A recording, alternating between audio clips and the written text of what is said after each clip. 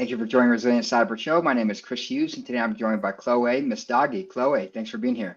Thank you so much, Chris, for having me here, and happy Friday. Yes, I'm excited. It's Friday. I don't know about you, but I'm very glad it's the weekend. So And excited. excited to be chatting with you. But for folks that don't know you, haven't been following you and the team at HiddenLayer, do you mind telling us a bit about your background? Yeah. So I'm the head of threat intelligence over at HiddenLayer, and I have a lot of responsibilities, but the main ones are about helping out the industry and also helping with legislation when it comes to securing AI. I think we're all playing a game of catch up, but also we're all trying to figure out standards. And so being part of those conversations is one of the most important things that I focus on my work. And let's see here. Before HiddenLayer, I worked in, vulnerability management. I worked in bug bounty. I worked in red team training. And basically, I've been in different companies in cybersecurity since 2017. And I've also worked on projects that have a lot of to do with increasing diversity and inclusion in the space, but also ensuring that security researchers are safe when they share vulnerabilities. So I'm one of the founding members of Disclose.io. And so, and then I got in somehow into election security a couple of years as well. So done a lot of various different things in this space. And I absolutely love this industry. And I'm so happy to be involved in security for AI at this time. Yeah, we were joking off air a little bit. You're at the right time, right place with the right team, I think. I've been Yeah. watching the team there, the people on the team. You guys have built an amazing team, and you've been putting out some great resources, great content. Among them is an AI threat landscape report that I've shared Yes. and read and, had folks check out as well. When we look at the state of AI and AI security right now, like what are some things that, are top of mind for you that you think are the key topics and key considerations when you look at the landscape? I would say that everyone should know that everyone's still learning. At the end of the day, we're all still learning in this space. We are playing a little bit of catch up too. There is a lot of misinformation, disinformation when it comes to security for AI. And what we wanted to do with that threat report was to provide something that anyone, no matter what your background is, could understand of the real risks in the landscape when it comes to security for AI. So that's why we came out with it. But we also did a survey study in it, which showed that 73% of organizations did experience an incident related to their AI. We also saw that on average, there's 1.7 thousand AI models in use at each organization. And then additionally, 98% of leaders believe that securing AI is a really, really important subject and topic for them, for their company's success. I don't know who that 2% is that did think that way. I keep telling people it's got to be bots. It's got to be robots or something, like pretend to be humans, because who wouldn't think that way is the real question I have now. Yeah, it's funny because it is true. Everyone's learning it. The topic is really in its infancy, and like you talked about 1,700 different models in use at average organizations, and I think people are just struggling with the fundamentals of simple inventory and fundamental security controls like governance and things like that. Yes. When you talk to organizations, you and the team at HiddenLayer, how do you recommend they get going down that path of even just implementing AI governance? What does that mean exactly, and how do they get started? Yeah, that's such a great question. I would say that things are getting better now. And what I mean by that is, like, if you talk to CISOs about 2 years ago and you ask them, like, so how many models do you have? They're like, oh, we don't use AI. But the thing is that they're not usually in the room when, products are being designed, but also, HR might be using some sort of AI. And they may not be aware. And this is always how it's been, in our industry. We have silos, right? With developers, data scientists, and security. And these silos are really more pronounced when it comes to securing AI at this time. So we've been doing a lot of work around trying to help folks on AI governance at the same time. And for those that aren't aware what AI governance is, it's basically like frameworks and policies that guide responsible AI use. It also ensures like ethical, safe, and transparent AI development. So everyone is aware of things, that there's a process in place. So security is aware ahead of time before it's out in production. But it also, what its real job is to mitigate risks like biases, privacy violations, security threats. And it helps because it doesn't slow down innovation. It allows everyone to have an idea of, accountability, but also, values at the organization itself. So it is really critical that we do that. And so that threat report helps understanding why we need the AI governance and the threats out there along with predictions. But then after having released the report and talking to folks, we realized also CISOs needed help with guidance of like, how do I start implementing? What am I supposed to do at this time? And so then we came out with a series to address that, as you are aware of. Yeah, I was actually going to ask that CISO series is a really great resource. I've read it and shared it among folks in my network, and it's super valuable because I feel like the business, like you talked about silos, like the business is already moving out. They're already using these services, these technologies. CISOs and security leaders are trying to keep up and just understand like, what the hell is this? How does it work? What do I need to be concerned about? What are the key risks? And on and on and on. Within that series, like, what were some key things that you guys called out or you highlighted in there that, CISOs need to be considering? Yeah, so when creating this guide, it was very long. I will be honest. It was really long. But we have an amazing person on our marketing team, and I sent it to her. I was like, this is really long. I don't think people are going to read this long thing. And so she put it into 4 different parts. So it's like more bite-sized. So if you want to read it one today and read one the next day or so on, that you'll have the ability to do that. But the thing that really stood out was trying to do something where it's subsequential. So like, first step is this, second step is that. And we wanted to do it because I feel like I would want that guide. If I'm a CISO and I'm so brand new to securing AI, but I know I need to do it because I care about the organization, I care about my team, I care about our products, I need a guide. And there wasn't really any guides out there that were like that. But we wanted to also make sure people knew who would be the responsible party for each one of those steps. Not each one of those steps is, in the CISO's hands. Sometimes it has to be, working with your policy team, working with your developer team, but it's getting everyone on board and to try to reduce those silos and really build out those bridges to understanding those situations. Yeah, I like that. I like that you emphasize the multi-stakeholder nature of it, Yes. because as I joked, like the business is already moving out, engineering teams, development teams, different aspects of the organization are already moving out these technologies, and you're going to need to work with all these different units and teams and, disciplinary, specialties across the organization, right, to implement these kind of things. So that was a good call out within the guide. Yeah. And like, so it's 4 parts for everyone to know. The first one we dived into, like, how well do you know your environment? Asking like the very beginning questions, like, where are you right now?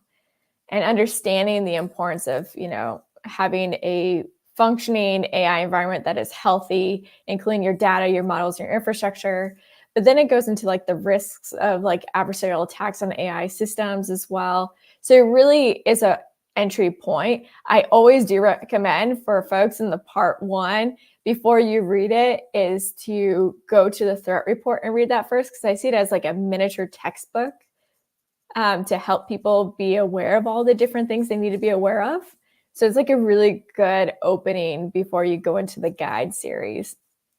Yeah, I'll be dropping some links to these resources, Yeah. the AI Threat Landscape Report, the CISO series. You also have some resources, both as kind of a publication and also, I believe, some services or capabilities around doing things like AI red teaming or red teaming for AI models. Can you elaborate on that piece a bit? Yeah. So I think, all of us in this industry right now are trying to get alignment on standards, like defining what is AI red teaming. So for example, like the executive order that came out last year, it did discuss red teaming and the importance of red teaming. It didn't go into specifics though, like what does that look like, defined and the scope of things. So us at HiddenLayer, we've already kind of taken that extra step. So we have been in talks with like legislators and their staff and their teams. So that means like working with Congress members, senators, even the White House if needed, to help them try to define it and really to understand the scope of what AI red teaming looks like, because that's where we are right now. Like I said, we are kind of playing a game of catch up, and we're trying to help with the standards right now. But to understand AI red teaming, it's basically stimulating adversarial attacks to test AI system vulnerabilities. It tends to target like unique AI challenges like data manipulation and model exploitation, but it focuses on AI specific threats such as like, different from like your traditional red teaming, because there's different types of threats that are specific to AI. But overall, what it is to try to figure out how to strengthen the AI defenses by identifying and addressing the weaknesses that are there. Yeah, I think that's one aspect that many are still learning is like when they look at AI, is just understanding or getting their head around and having an awareness of just all that goes into it. When you talk Yes. about service providers, platforms, open source first proprietary models, training data, and like on and on. There's just a lot to keep in mind, right? In terms Yeah. of the AI kind of supply chain, I guess is the right way to put it. And Definitely. people are just orienting themselves to that for now. You talked about the legislative piece a bit, so I'm curious. We've seen a lot of activity from the United States AI Executive Order. We've seen the EU AI Act. Some very different approaches in terms of how we're approaching it in the United States versus the EU. I'm curious your thoughts around kind of the current landscape or state of AI legislation, and then those different approaches between the two, kind of regions. How do you see that playing out? Yeah. I would say that the US and the EU are doing it slightly different. I would say that like the thing that I've noticed, and I'm not a lawyer, okay, everyone, not a lawyer here, but one of the things I've noticed during my time in cybersecurity is that if there's any like laws that are written in the EU about technology, it tends to be very constrained, and then it starts to expand over time. Versus the US, it's a little bit more broad usually, and then there might start reducing and adding more details to it to constrain. So it's a different approach, I would say. I think so for those aren't aware about the EU AI Act, it basically aims to ensure that like AI models are safe, transparent, and non-discriminatory. This is like one of the main things of like safety and security. But it's also to ensure that businesses are going to be prepared for assessing AI risks, ensuring compliance and staying informed. And one of the problems, though, is that there is some criticization with it because it could be, as some folks like to place it, as premature and incomplete at this time. Also, there's concerns over like the adaptability and the enforcement mechanisms, and also the fact that there's also other future regulatory updates and global coordination that's happening right now. So it's a little complex situation in the EU. It's also a concern about, small to medium businesses. This is kind of costly for them. So this may mean that they may not do as much innovation in that area of AI in that territory. And then also, it doesn't really help with healthy competition either, as you could possibly think. So I think that's one of the things that is kind of concerning. I feel, for startups in the EU right now that are trying to do work in AI, because there is some constraints now for them. And there are already cases of companies that are now just like, well, we can't do this product or we can't work on this project anymore because of the EU Act on AI. And then when you look at the US, we have the executive order that came out last year from President Biden's team. And that really ensured on like the safety, the security, the trustworthy of AI development and use. It emphasized on the federal government's role in addressing AI risks and such as like your privacy, your bias, your security. It did do some mandate actions, such as like establishing AI safety standards and advancing AI research, which is great. And it seemed to really focus on protecting innovation while also, ensuring human rights and equitable like use of AI across sectors, which is all great. But like I said, it is quite broad. So this allows for healthy competition to continue, but also allows for innovation to grow. So there's no constraints at this time. Now, I would say that in the US, we also have states, right? And states can create their own laws too. And so we are seeing cases like Colorado where they are like, no, we want to regulate these high risk systems. So high risk systems that they define are like employment, education, and finance. And this is going to take place, I believe, in February of 2026. And that means that they're going to mandate documentation, risk management, and I think as well consumer disclosure. So it's a lot about transparency and consumer interaction. And it is a step a little bit closer to what we found in the EU AI Act a little bit. So there are some similarities there. But as you know, it's like once some states start doing actions like this, what ends up happening is other states may follow through. And then this might put pressure to create some federal laws around AI. So it's an interesting landscape to be in. I would say that I am concerned for CISOs right now of what's going to happen when each state decides to do their own laws, because that makes things really complicated and tricky. But we'll see with time what's going to end up happening. But that's where we are right now, is everyone's trying to figure out ways how to protect consumers, but also try to balance the innovation part too, because it is important to keep innovating in our lifetime, and especially when it comes to AI, but also it's understanding to want to protect data and understand where that data came from, because AI can be seen as such a black box. And so people are scared because you don't know what's under the hood. Yeah, I think it's interesting to watch out. The kind of overarching debate right now seems to be that, the EU is being very prescriptive and granular, and some, for example, the venture community or software community may be concerned about, what the impact of economic prosperity or innovation and things like that may be. Where here in the US, we tend to be, like you said, more broad, less prescriptive, and some may have concerns around privacy and things like that, like more consumer customer facing type of concerns. So it's going to be interesting to see how that plays out, both in the economic sense as well as like in the privacy and consumer customer sense, citizen sense around data privacy too. And we've seen this in the history, play out between things like privacy, for example, GDPR versus how it's approaching the United States, the lack of a comprehensive, federal privacy mandate versus kind of patchwork quilt of state, laws and regulations and things like that you have to navigate. So it's going to be interesting to see how it plays out for AI. That said, we've talked about everything from AI red teaming to AI governance, the threat landscape, regulatory evolutions in this topic. The team at HiddenLayer, we talked a little bit about this off air. You guys were just at Black Hat. What are you all working on next? Where can people find out more? Where are some things you guys have in the pipeline here? Yeah. So really fortunate to be at HiddenLayer. Great team of folks. We have a fantastic security team. So if anyone wants to ever do like deep dives on their latest disclosures or try to go down the technical rabbit holes, sometimes we have blogs that are deeply technical that really break down the vulnerabilities, how we found them, and so on. And those can all be found on our research tab. So if you go to hiddenlayer.com, as you see on the screen, go to research, and then it will take you to this blog section, which allows you to see all those things.